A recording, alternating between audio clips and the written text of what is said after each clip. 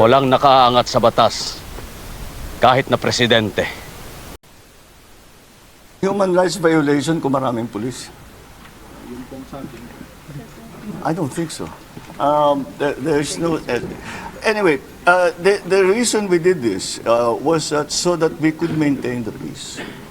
The only way to maintain the peace is to make sure that the area is safe and is secure. And considering this is a 30-hectare compound, kailangan mo talaga ng maraming tao. Hindi mo pwedeng gawin ito na isang dosenang pulis. Para hindi na bale yung mga lumalaban o yung mga nagre-resist, nanghaharang, hindi na bale muna yun. Para lang yung pag-inspeksyon ng 30 hectares, kailangan mo na kagad ng maraming tao. Iyan ang binigyang diin ni Pangulong Ferdinand R. Marcos Jr. sa patuloy na paghahanap kay KOJC founder Apollo Kibuloy sa kanyang compound sa Davao City. Sinagot ng Pangulo ang akusasyon ng mga kapanalig ni Pastor Kibuloy na sila umano ay pinupolitika.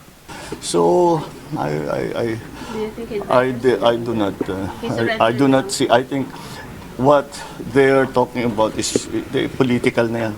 Hindi na totoo yan. You go to any human rights advocate, there's nothing that we did. Lahat ng pumasok na pulis, hindi armado.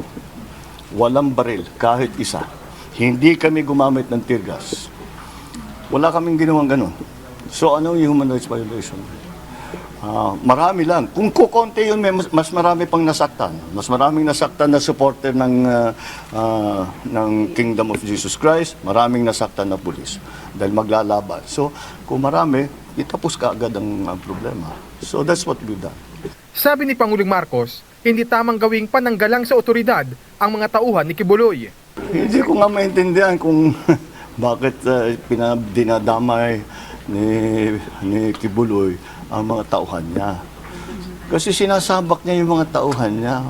Wala namang kasalanan yung mga yan. They just believe they're looking for an answer, a value system, and they think they have found it with Kibuloy. But they did not sign up to be in the front line of this kind of thing that's happening now, that they will protect him from arrest, even when he has cases filed against him, not only here in the Philippines, but also in the United States. So, I suppose I can understand their disagreement with us, even anger. But what all that the police are doing is enforcing the warrant of arrest against Apollo Kibuloy. Wala kaming search warrant. Kasi ang search warrant naman ay para sa mga bagay lang yan. Hindi yan para sa tao. Ang arrest warrant ay aming ginagamit ngayon para hanapin siya dito sa loob ng kanyang compound dahil nakikipaglaro siya ng tagu-taguan sa mga pulis. Ayaw niya magpakita. Napakalapad ito, 30 hectares ito. Nandito ang isang dome na 5 hectares. Nandito ang kanyang hangar na merong 2 eroplano at 4 na helicopter. At meron tayong eskwelahan dito na may law school pa. Meron din ditong mga dormitories na mga ginagamit ng mga staff niya. So, napakarami rito na pwede niya pagtaguan. Kaya, iniisa-isa natin para malaman kung nasaan siya nagtatago dito.